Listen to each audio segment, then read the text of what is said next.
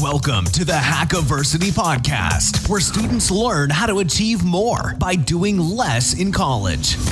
Learn the hacks from wildly successful recent college graduates as your host, Kyle Winey, explores the colleges, majors, and paths that produce the biggest results in college using less effort. It's hacking time.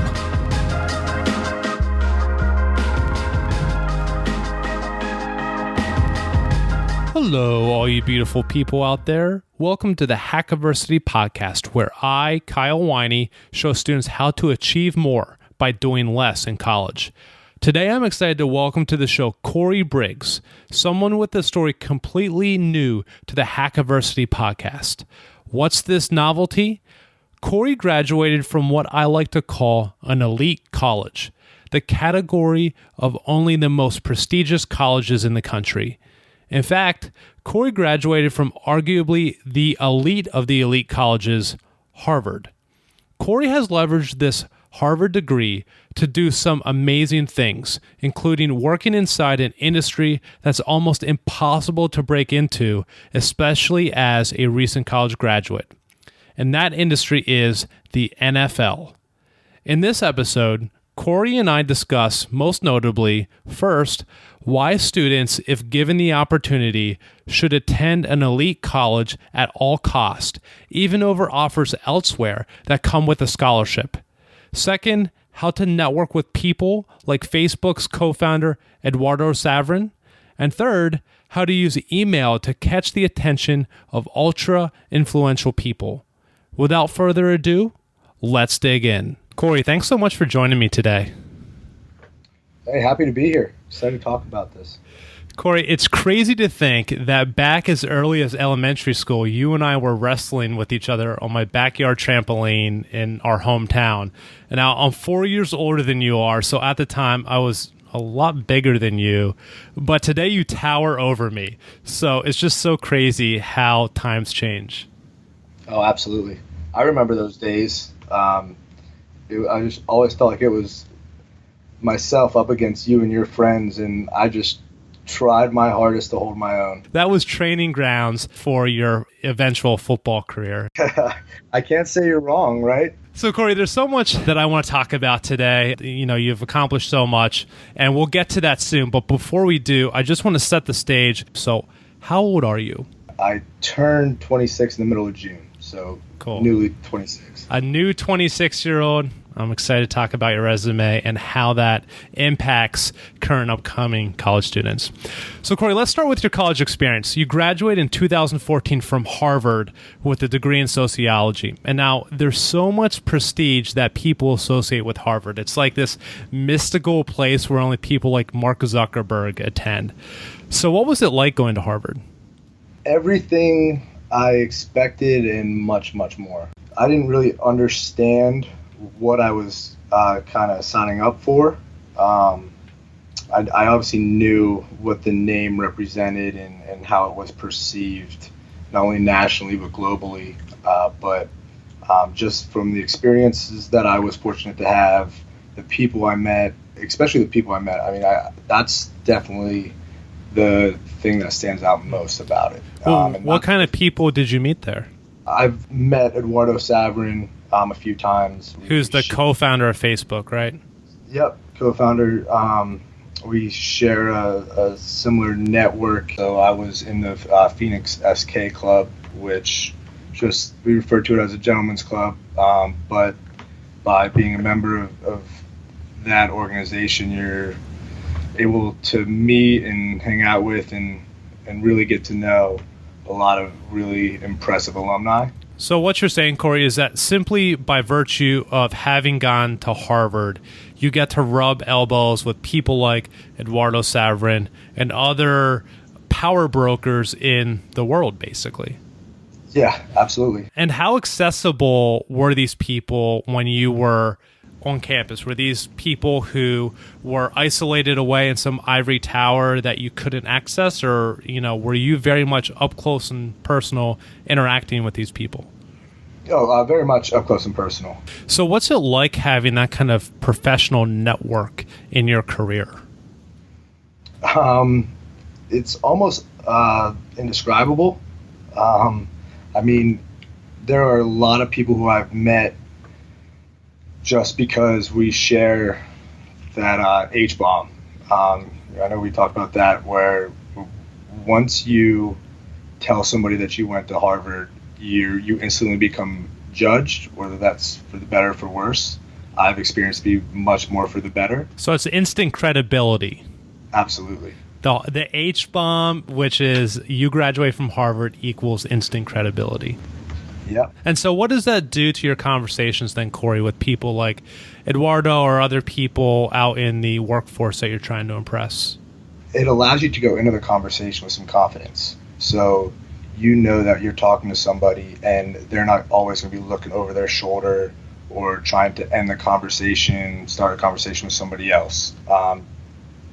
Knowing that they know where you went to school, they automatically, instantly become interested in who you are, how you got to Harvard, what are your plans after Harvard, and even if they can help with you or work with you in the future. Yeah. And have you seen that kind of receptive response in interviews and in the recruiting process? Absolutely. That's one of those things that, when they kind of tell you that when you apply for a job, your resume doesn't go to the top of the pile. It gets put into a completely different pile. So you've had a recruiter tell you that because you went to Harvard, and for really no other reason than that, your resume got put in a separate pile from everyone else. Yeah. I've been fortunate enough to be in some situations and make it on through rounds and rounds of interviews for jobs that I was in no way qualified for. Mm-hmm. But I was told directly that they were very interested in my resume and loved my past experiences, especially going to a school like Harvard. Wow, that's incredible that the Harvard name carries that much power. So, Cory, suppose there's a student out there right now who has an offer from a pretty good public college. It's not an Ivy League college, but it's a really good public college. And that offer includes a scholarship. That's quite generous. And that student has another offer from Harvard. Where should that student attend? 10 times out of 10, Harvard. Even if they have to pay full price? Yes. And why is that? So going into Harvard, I was told this isn't a 4-year commitment. This is a 40-year event, meaning that you're not going there for 4 years and then they're setting you up for a good job or a good grad school afterwards. The Harvard name, once it's behind you, is something that's good for 40 years, 50 years, 60 years. Till the day that you die, you will have opportunities that, honestly, a lot of people could only dream about. Like I said, it's almost indescribable to someone who's never experienced it to understand the types of opportunities that will come your way with Harvard backing you. Yeah. Cory, in my book, I actually address that specific point. Studies actually show that the student who goes to Harvard or some other Ivy League like it, over the course of her career, makes over $3 million more compared to someone who doesn't. And so it's exactly like what you said, is that you can't just think about the cost over a 4-year term, because the return on that degree is going to be until the day you die. And on average, that is millions and millions and millions of dollars more in difference. I think you have a particular insight into that world and can speak firsthand about how true those numbers are. Yeah, absolutely. And it's something I'm really just starting to experience now after being 3 years out. It's like every month, every year that I'm out, it just keeps coming back almost exponentially. It just builds on itself. Yep, it's just snowballs. Yep, cool. So, Cory, what type of employers hire Harvard students or hire graduates? And by that I mean, is the field completely wide open to anything like Wall Street, like Silicon Valley, like premier nonprofits?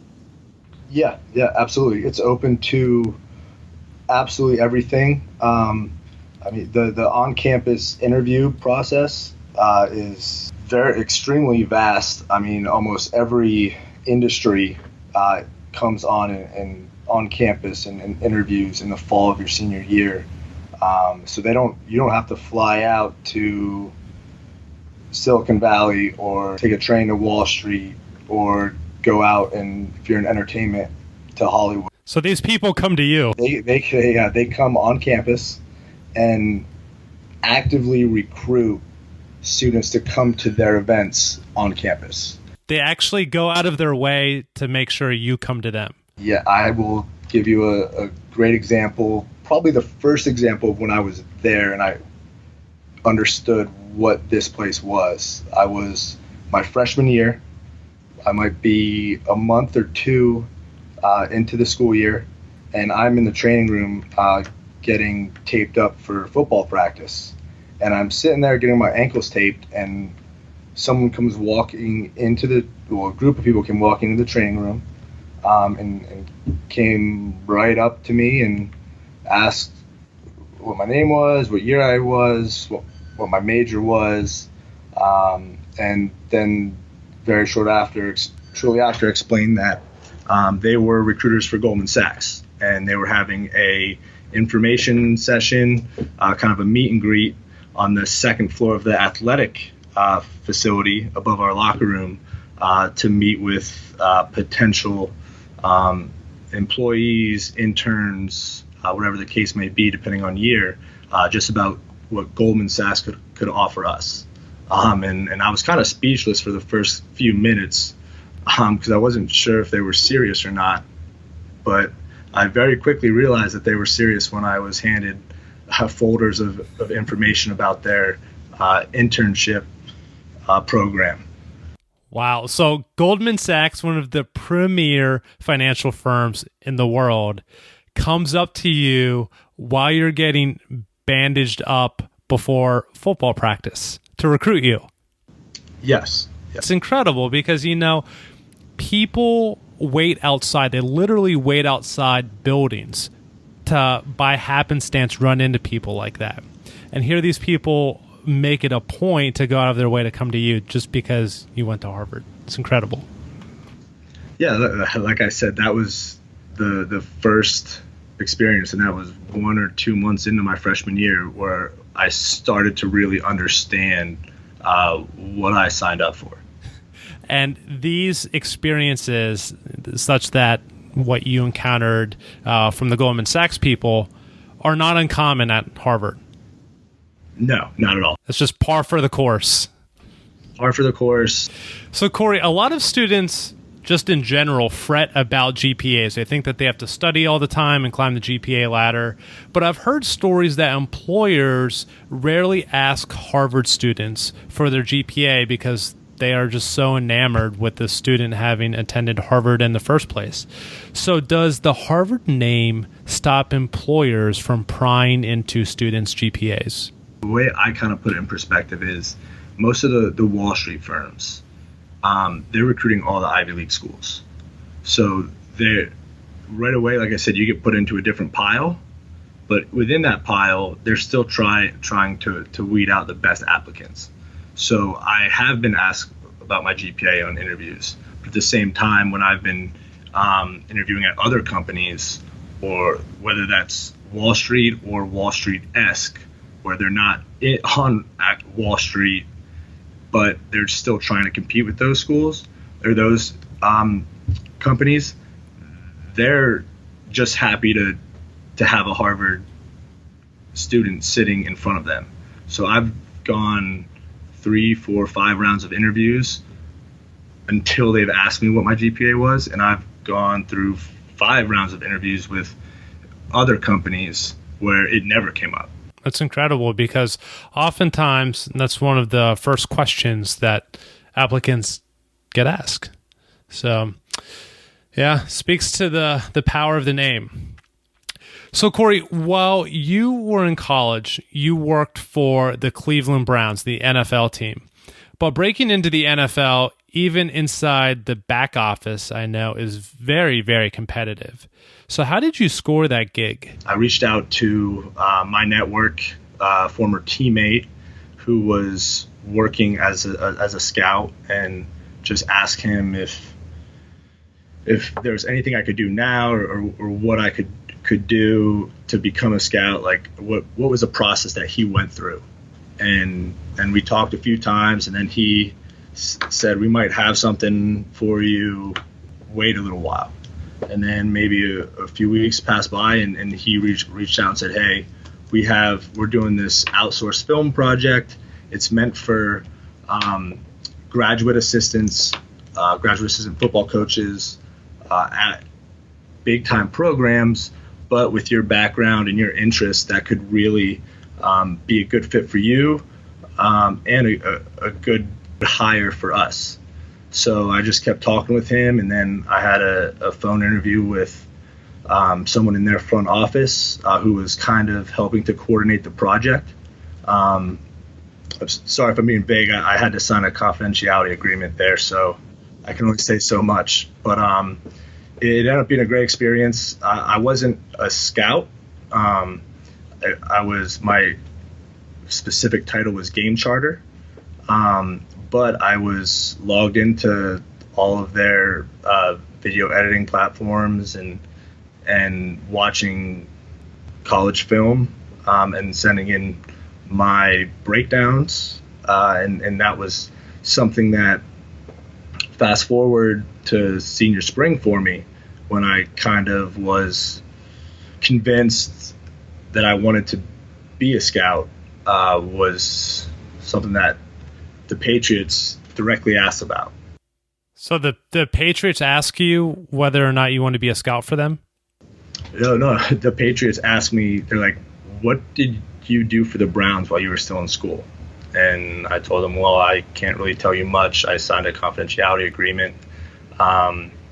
So I basically told them what I was allowed to say, and that went pretty far. So the unfortunate reality of that business, the business of the NFL, is it's not a Wall Street firm. The organizations are not Goldman Sachs or JP Morgan or Morgan Stanley. They don't have openings every single year, and they're not actively recruiting college graduates for those positions. They're recruiting or hiring guys that they know that are within their network that are very well established college coaches, college GAs. Right, which makes it even more impressive that you landed the position in the first place. Yeah, it's something that I'm proud of. It was a great experience. I loved doing it, and I was actually called specifically by one organization 2 hours after I graduated to tell me that they loved me, to keep pursuing it. They wanted to hire me, but the major decision maker came in and said that they never look at college kids for these positions. So tell them to go be a GA for 1 or 2 years and then reach out again. And by organization, do you mean another NFL franchise or team? Yes. Yeah. So, Cory, you broke into a very, very competitive job, just like you mentioned, and that is in the NFL. So when other students out there are trying to similarly break into some job that's super, super competitive, how do you advise those students? Where are the high leverage points in that? So what I found to be most useful or most successful is reach out via email and write in the subject line, just state what your connection is to them. Like if they're not going to recognize your email address or your name right away, say, oh, hi, Harvard connection, Cory Briggs, looking for advice. Cool. So in the subject line, Harvard connection dash looking for advice. Right. I've reached out to people from my hometown and just used Selinsgrove, Harvard connection, or Selinsgrove connection, Harvard student looking for advice. Just look for those keywords that you think might generate a reaction from them. Because, being in the professional world for the short bit of time that I have, you get a lot of emails. So anything that'll just make you stand out is just something that you have to leverage. Yeah, Cory, I think that's so key. And actually in my book, I touch on that exact point, and that is, how do you write effective emails? Because that is how people communicate in the workplace. And the prime real estate on any email is a subject line, because it's the first thing that someone sees. And if you write a disinteresting subject line, the person's probably not even going to open up your email. So I love that technique that you just recommended, to have some kind of catchy title, but yet leverage a commonality that you share with them to kind of intrigue that person to open up the email. I think that's really key. And so then, Cory, when these people are reaching out inside these very competitive industries, they leverage their network. And then to what extent should they focus on the college that they attend? I think it all depends on the person or the network that you're trying to kind of promote, or kind of slide into, I guess, if that's the right way to put it. So if it's someone who you vaguely know, but they definitely would know you from, say, Penn State University, then absolutely bring that up. Because the one thing that I found is, no matter where you went to school, for the most part, people are proud to go there, and they want to help students who are at that school. That's why so many Fortune 500 companies, or even privately owned companies, whose CEOs went to, say, Virginia Tech, they're going to have a recruiting presence on that campus, and there's a reason for that. So I think that's something that, if that connection will register with them, absolutely try to leverage it. Cool. Yeah, I think that's key advice. Networking is so key, and it's something that I think a lot of students only do if they feel like they have extra time. And what I really, really emphasize, and I'm so happy you brought it up, is that networking is so critical that it can't just be something you do if you have time. It has to be part of what you do at college. And if that requires sacrificing study time, then fine. But networking is so important that you got to make room for it.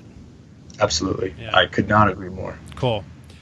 So, Cory, you've referenced this several times throughout our chat, and that is, you were on the football team. You played varsity football for Harvard.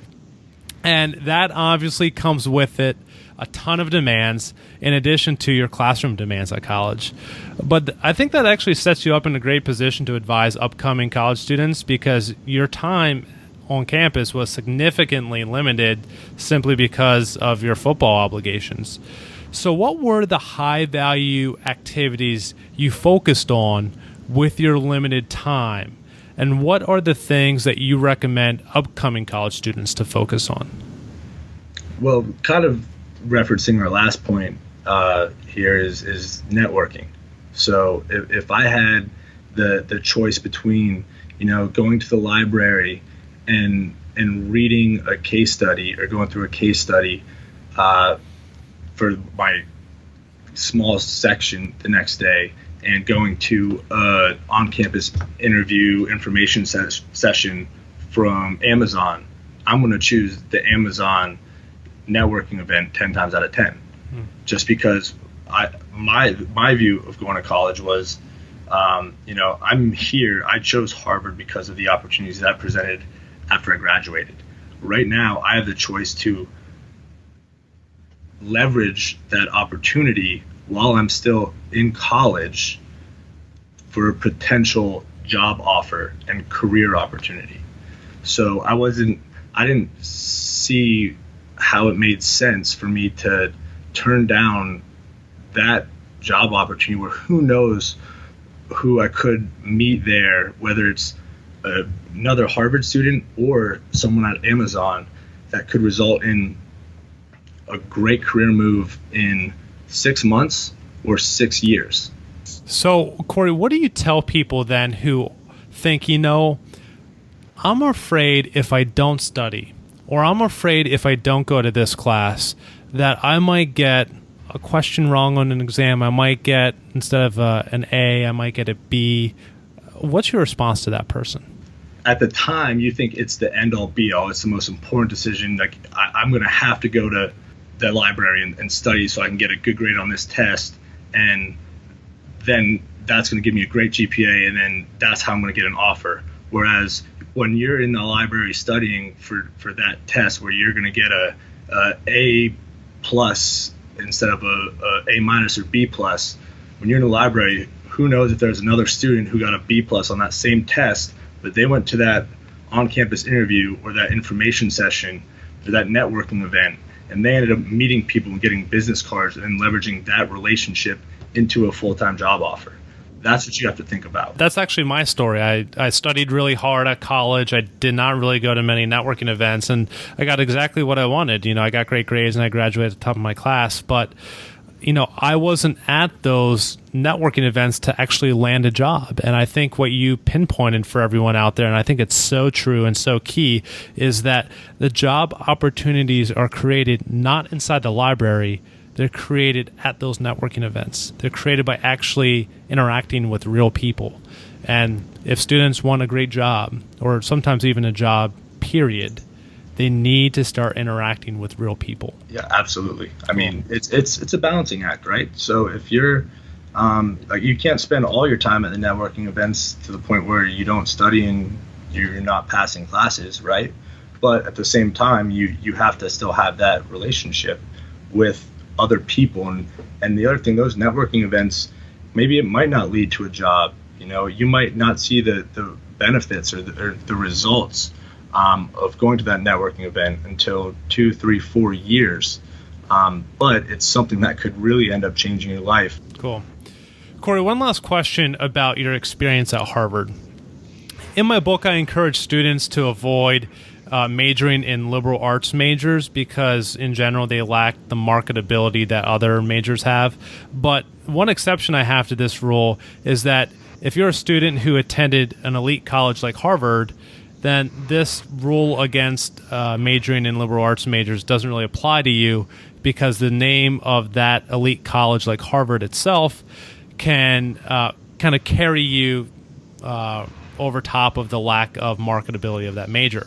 So have you experienced that as a liberal arts major yourself, and having majored in sociology? Do you think that whereas another student who majored in sociology from a lesser school might have had a lot of difficulties in the job market that you didn't necessarily have because you graduated from Harvard? Yeah, I think so. I mean, so for me, I went into Harvard trying to do economics because we didn't have a finance major. So economics was that for us. So I went into it, and after 6 months, I realized I was seeing all these upperclassmen graduating with sociology degrees, psychology degrees, government degrees that were not as quote unquote intense as economics or computer science or those types of things, but they were getting big time job offers, job opportunities. Simply because they graduate from Harvard, is that right? Exactly. And they leveraged their network, and they went to all those on-campus interviews and information sessions and networking events, and they utilized and leveraged their Harvard network, but also their Harvard football network, and try to get all the help they could. And whether they needed that help or not, they went on to be and are extremely successful. Now, for someone who doesn't have that Ivy League backing, it could be much different. Cool. So, Cory, then what you're saying is you can, if you are a student who attends an Ivy League school like Harvard, a strategic play for you might be to major in a liberal arts program that's not nearly as intensive as a computer science program or an engineering program, and use that extra time you save to go out and network. And the difference will be that you might even get a better job than by having majored in a more intensive program such as computer science or engineering. Yeah. Yes. So Cory, let's switch gears here real quick and dive into the jobs you've held since graduation. So immediately after graduation, you began working as an assistant football coach for Tufts University. And just like the NFL, I understand that those jobs are hyper competitive and super hard to land. So how did you transition into that job? Back to the whole leveraging relationships. So I got the Tufts. I had some other offers and other coaching opportunities at bigger schools that would have probably been more lucrative, but the role wasn't exactly what I wanted to do. It was little coaching. I was actually allowed to be on the field.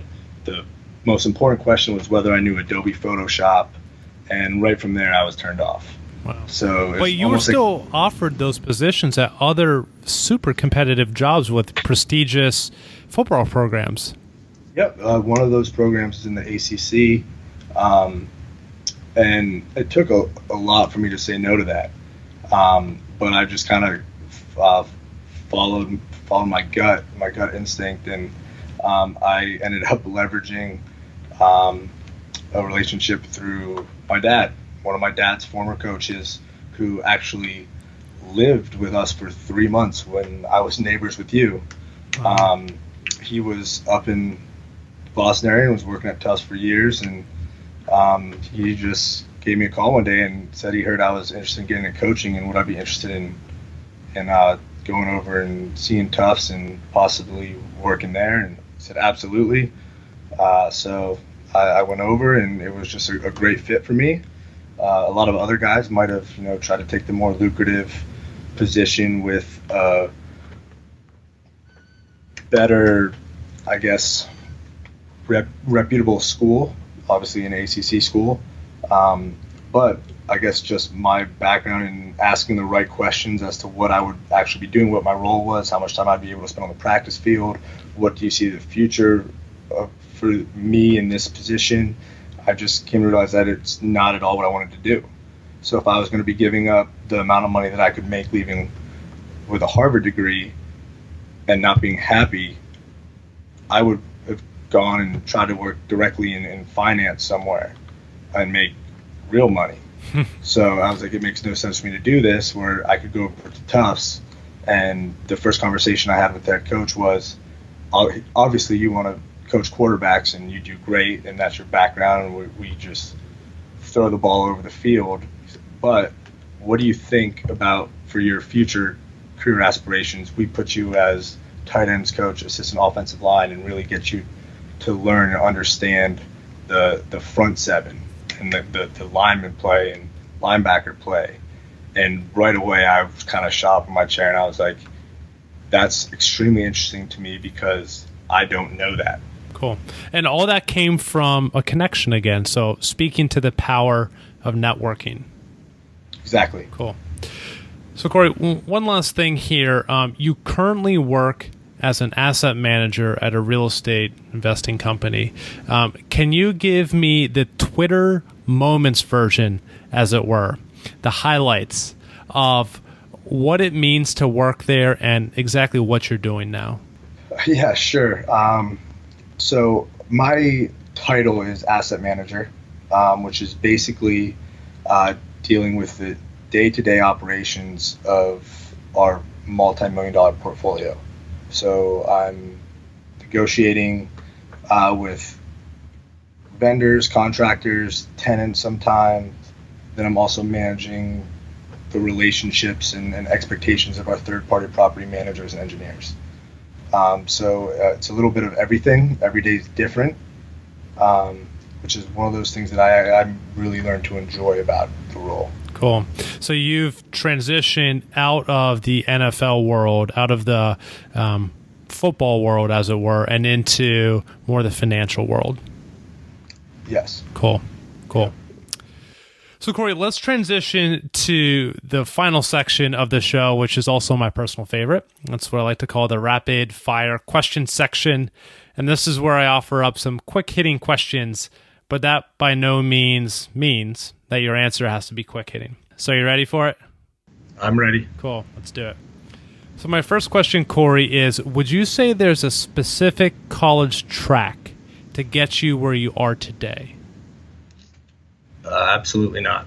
That's simple. I like it. Yeah, I mean, I wouldn't be where I am today, and I wouldn't have the experiences to fall back on. And like, let's say if I started freshman year and I wanted to be in real estate, and I decided to buckle down and focus and completely devote myself to economics at Harvard and real estate, I honestly don't think I would be anywhere different than I am now. I don't think I would be as successful as I am in the role that I am now if I would have done that. And that honestly goes back to kind of the sociology degree. I mean, I didn't expect myself to use it very much in my professional career, but I mean, the study of human interactions and real estate's a interactional career. I mean, it's a person-to-person relationship business.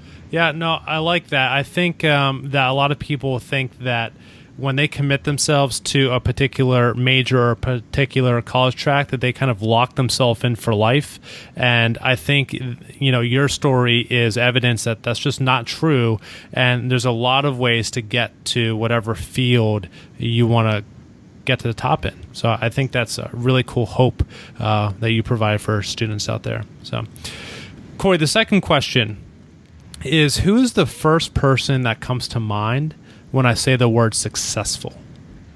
Andrew Barry, who is currently the vice president of player personnel for the Cleveland Browns. He was a guy who I confided in and spoke to almost weekly when I was pursuing the scouting career. And he was a guy who graduated from Harvard, football player with a bachelor's degree in economics and a master's degree in computer science, which is unheard of. Oh, so he's a smart guy. He's a smart guy. He was a 3-time All-Ivy League player and All-American, went to NFL training camps as a player after having like big-time Wall Street offers. And they all said, go chase your dream, as long as you want your offer, we'll still be here with us. And I heard that from somewhere else. Andrew was way too humble to tell me that. But he was approached by teams right after, and right now he is 28, 29. He's extremely young. Other people I spoke with thought that he was going to be the youngest GM in NFL history. So that's the first person that I think of. He listens to this. I hope he's not upset that I spoke so highly of him and brought all that up to public knowledge. But he's an impressive person, and that's success to me.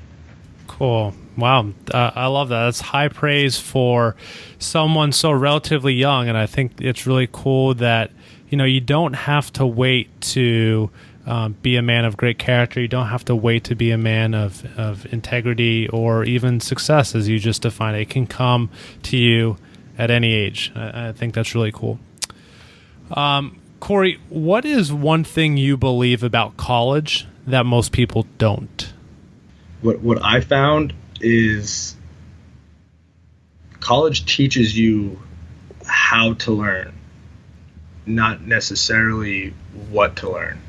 So no matter what your major is, you have to learn how to learn. I mean, that's the biggest thing, whether it's art history or finance. You go into college with very little background, relatively speaking, and relatively little knowledge of that subject before you get there. So you're starting basically from square one. So the first thing you have to do before you're successful is learn how to learn. Once you learn how to learn and how you can be efficient at learning, that's when you are able to find success and find the freedom to be comfortable with skipping that night's reading and going to a networking event. All about the high leverage points. Cory, what's the best lesson a teacher or a parent or a mentor has taught you? My grandfather always said, you only have one chance to make a first impression. And that's something that I've found to be true no matter what experience I found myself in. Obviously the Harvard name and bringing up that H-bomb obviously gives you instant credibility. But if I would follow that up with being disrespectful or arrogant, that's their first impression of me. It's like, oh yeah, I met this Harvard guy, but he was arrogant and just completely full of himself. And that's something that is not going to lead to success no matter what field you're in. And that's something that I've really kind of kept with me, or tried to my whole life. Is just always treat people with respect, understand that if they're meeting for you for the first time, show them the real you and be honest and make that first impression a positive one, and therefore it will lead to being a memorable first impression. Yeah. Cool. Great advice. Cory, what book do you think every high school senior should read? Obviously yours. I mean, definitely. Yeah. After everything I've seen, that's a real answer. I mean, it's something that is different than what students have come to know in high school, and it's something that I think will be beneficial to high school kids to read. I mean, whether they take it with them or not, they'll learn pretty quickly all the key points of what you were saying. So, that's a real answer. Well, I appreciate that. And for all the listeners out there, I did not set Cory up for that at all. He did not. I knew you'd appreciate it, but like I said, that's a very real answer. Cool. Well, I appreciate that. Cory, last rapid fire question for you here. If you could recommend something to a college student in the form of a tweet, what would that be? Follow your passion to happiness. Don't follow the paycheck. The paycheck will come, and you won't even realize how soon it comes if you're happy doing what you're doing and you have a passion for it. So if your passion is art history, give everything you have to it, and you'll find success. But if you're doing something that you don't enjoy doing, doesn't matter if you went to Harvard or Cape Cod Community College. No offense to anybody out there, but it won't help if you're doing something that you hate. So money doesn't mean anything if you're miserable. Yeah, cool. Yeah, life's too short to be miserable. Cory, I love doing this stuff. So where can people learn more about you and the work that you do and anything else you find interesting? Professionally, I think LinkedIn is definitely a solid social media outlet to connect with me, especially if you can kind of drop me a note and say that you enjoyed the podcast, and if there's any advice or anything I could help anyone out with, I'd love to. I'm on Twitter. I'm not exactly sure what my handle is right now. I think it's CO Briggs 12, but I'm on Twitter, and if that's not my handle, then just keep looking through all the Cory Briggses you can find, and I'm sure once you come across the Harvard one, you found me. A little scavenger hunt for listeners out there. Cool. Cory, we'll leave it there. Thanks for coming on. Absolutely. Thanks for having me. I had a good time. Hey guys, 2 things that I want to emphasize before I let you go. First, in my book, I emphasize how going elite, as I call it, meaning attending a super prestigious college like Harvard, is filled with extraordinary advantages. Cory's story makes that clear. He refers to the instant credibility that the Harvard name offers as dropping the, quote, H-bomb. It's that powerful. That's why I encourage students to attend elite colleges, even if they are accepted elsewhere, including other colleges on a scholarship. While you might save money in the short run by attending another college, the advantages of attending Harvard stretch out over your entire life. The second point that I want to emphasize is how important networking is.